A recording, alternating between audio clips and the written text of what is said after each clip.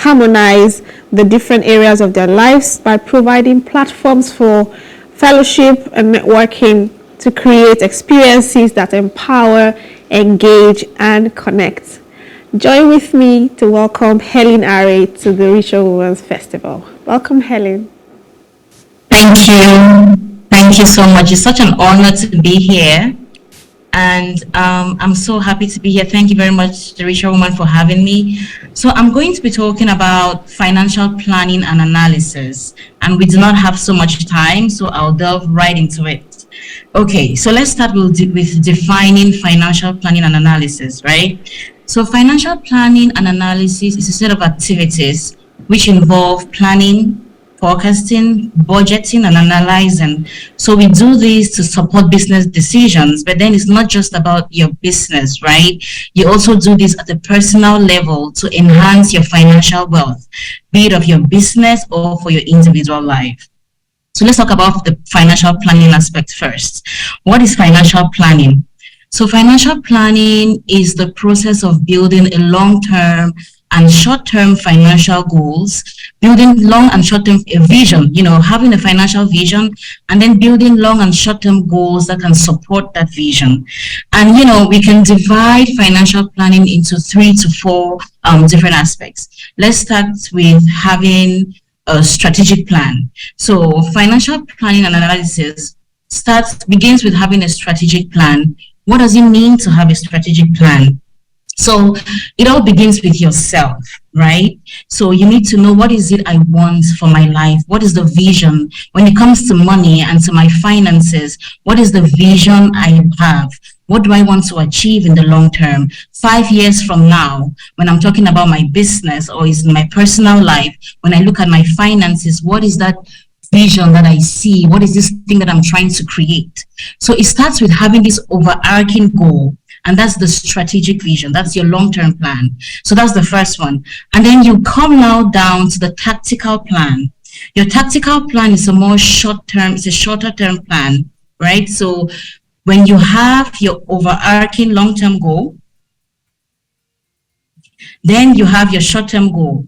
And your short-term goal, you build your short-term goal with your long-term goal in mind, right? So let's just say my long-term plan for my business is to have a business that is self-funding in the next 5 years. So what does that mean for the next 1 to 2 years, for the next month, or what are the things I need to do every day to ensure that I meet that goal in the long term? So you start with the overarching goal, which is your long-term strategy, and then you come down to the short-term goal, which is the tactical plan. Now, after you've had your tactical plan, you move on to budgeting, right? So when you have a tactical plan, then you need to budget. A budget is like translating your long-term plan and your tactical plan into monetary terms. So now you're talking about the numbers. If I want to run a business that is self-financing in 5 years, what does that mean? What is my income? What is my income looking like in the next 1 year? What are my expenses looking like in the next 1 year? What's my cash flow looking like in the next 1 year? So that's really just giving you an overview of what financial planning and analysis is. So now let's talk about why financial planning and analysis in the first place. Why should we plan? So planning is like you're looking at the future, but you're bringing your future into your past, into your present, and then you're looking at steps that you can take now in your present to achieve what you want in the future. So it's like bringing your future into the now. It's like living, okay, in the future, I want to have this, but now what am I doing right now so I can have that life that I so dream of? What are the activities I'm going to take on now to give me that life? And one thing I want to say that, we can get so involved and buried into this planning that we forget to live. We have to understand that planning is part of the journey. Do not focus so much on planning, I want this, and how can I work towards this without enjoying the process. Someone once told me that it's not so much about achieving the goal, but it's about who you become in the process. So as you're planning and you're analyzing, make sure that you're enjoying the journey and enjoying the process of who you're becoming while doing this. So what happens when you plan, when we do financial planning and analysis? What does that do to us? What are the benefits of that? First of all, it creates a clear vision. We all know that if you don't know where you're going, it's very unlikely that you're going to get there. So in order to get somewhere, you need to know where am I going? So when you know exactly, when you're able to pin out where exactly you're going, you're able to write it out plainly, you have a plain vision, it's most likely that you're going to get there. So one of the benefits of doing FP&A, which is financial planning and analysis, is it gives you a clear vision and it helps you to build a strategy to achieve that vision. Now, secondly, we all know that when you're given resources, everything we have has been given to us. Yes, we worked hard to achieve what we wanted, but then there are other people who put in the same effort and they did not have it. So all the resources, no matter how small, all the resources we have been entrusted unto us, and it's our responsibility to steward those resources. So when you plan and you analyze, it helps you build responsible stewardship towards the resources that you own. And building responsible stewardship towards the resources that you own is kind of a guarantee that you're going to make more. If you're responsible, how do you know that if you're responsible and you're looking and you're planning tactically, it's very, very likely that you're going to get to where you want and you're going to make more and you're going to prosper. And another thing that financial planning does for us is that it keeps us aware of the emerging trends. So because you're planning and you're looking at the future and you're bringing your future into your present, then you're looking at the things that are changing, be it in the in the economy, be it in the political sector, be it socially. You're looking at all of these changes and you're looking at how those changes affect your plan. So what happens is that planning and analysis keeps you abreast with the emerging trends in society, and then it makes you adaptable. When you're abreast of what is going on, then you can change your plan, you can pivot, you can look at what you're doing, and you can say, based on how inflation rates are going up, I might have to change my saving forecast. Based on how inflation rates are going up, I might have to look at my expenses and change one or two things in my expenses. If I plan to save $1,000 in this year, I might have to bring that up to 1,500. I might have to bring that down to 1,200. You're aware of all of these trends and you can adapt your plan. Another thing that financial planning does for us is it helps you to create a robust business. So your business is able to withstand certain shocks, because you've been able to plan and you've been able to look at all of these scenarios and all of these possibilities. It's very difficult for you to be surprised. It's true that there's only so much planning you can do. Sometimes you're going to hit certain shocks, but then because you have a plan, you kind of expect that certain things might not go as well, and you're ready for challenges that you might face. Another thing is it helps you to create a clear path towards profitability and then towards prosperity. So if you do not plan to be profitable, you're likely not going to be profitable, right? So if you're running a business, you make a plan, and then your plan tells you how you're going to make money. It also tells you how you're going to spend money. So, and the same thing is in our personal life. So if you do not plan and if you indulge in impulsive spending, it's very unlikely that you're going to save more, and it's very unlikely that you're going to make more. It's very unlikely that you're going to take your time to invest as well. So what financial planning does for you is it helps you to create a path towards profitability. It helps you to create a path towards prosperity. And that is there's no one rule that meets all, right? Everybody has the chance to define what is profitability for me. What is prosperity for me? Am I being whole? Am I living, wholly? Am I able to afford what I want for myself and provide for my family and my loved ones? Am I building a sustainable business? You're unlikely to build a sustainable business if you do not plan properly. Also, if you get into the habit of planning and analyzing your expenditure, you also realize that it reduces anxiety. It reduces anxiety because you know what to expect, you know what's coming, right? And because you know what's coming, you're not anxious. So it leads to emotional well-being and just leads to stability and emotional wellness. That's the benefits of planning. So let's talk about how do you plan? Right? The how of planning, I talked about long-term strategic planning. So the first step is to build a long-term plan. A long-term plan could be really vague. For example, it could be In 10 years, I want my children to go to private school. In 5 years, I want to have enough money to invest in 2 buildings. In 5 years, I want to grow my business beyond one geographical location to 2 or 3 geographical locations. That's a long-term plan. And with your long-term plan, it begins with having a vision, but it also begins with establishing where you are at the moment. So if you do not even know where you are, you're not going to know how to get to where you want to be. So first you start with building your vision, and then you establish where you are, and then you look at the gap between where you're going and where you are, and then you identify the resources you need to take you to where you're going. So after you've done, the long-term plan, now you do your strategy, your short-term tactical plan. You've identified where you're going, you know where you are, you know the resources that you're going to need to get there. But then what do I need to do every day? What is this thing I need to do every day?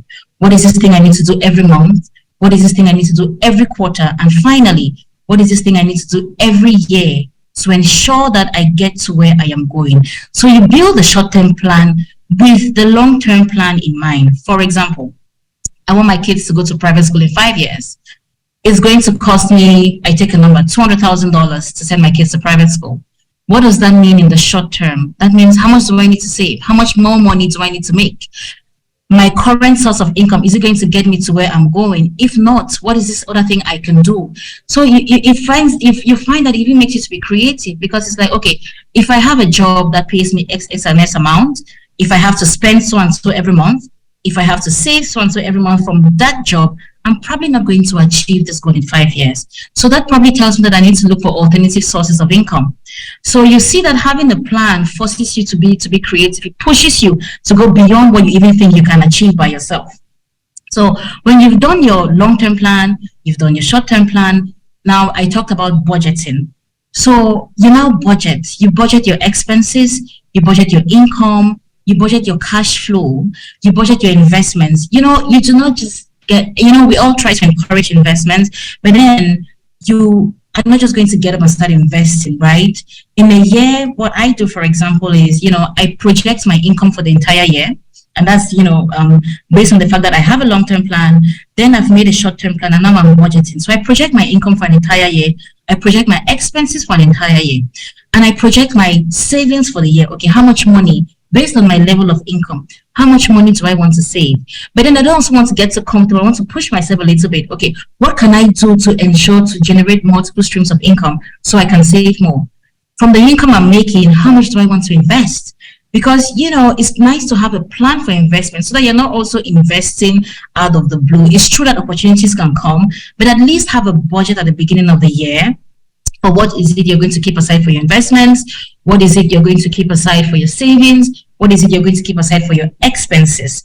So having that budget kind of gives you an advantage, because then you're not hit by surprises.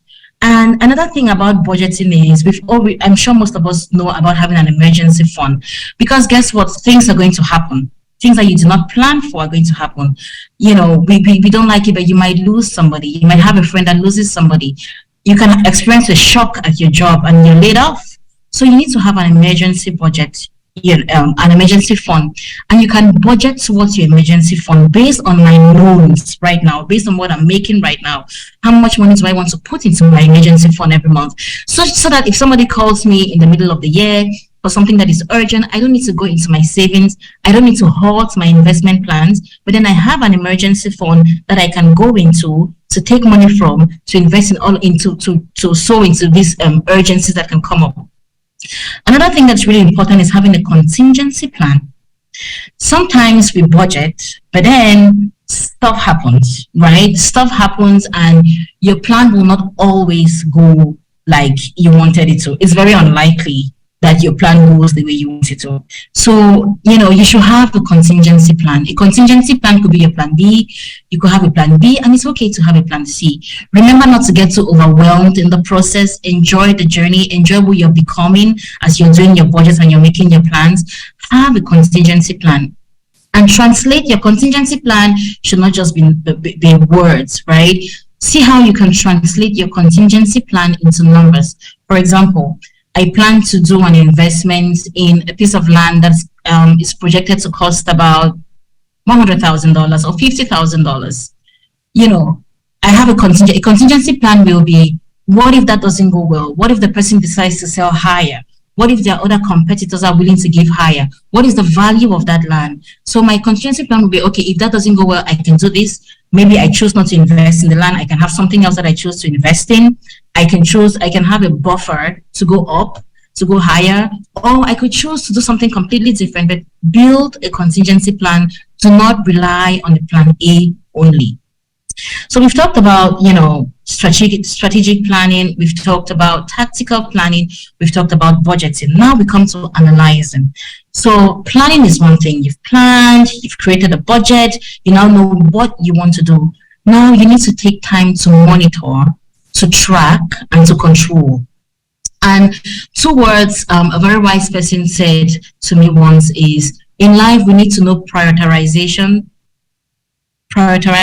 and moderation.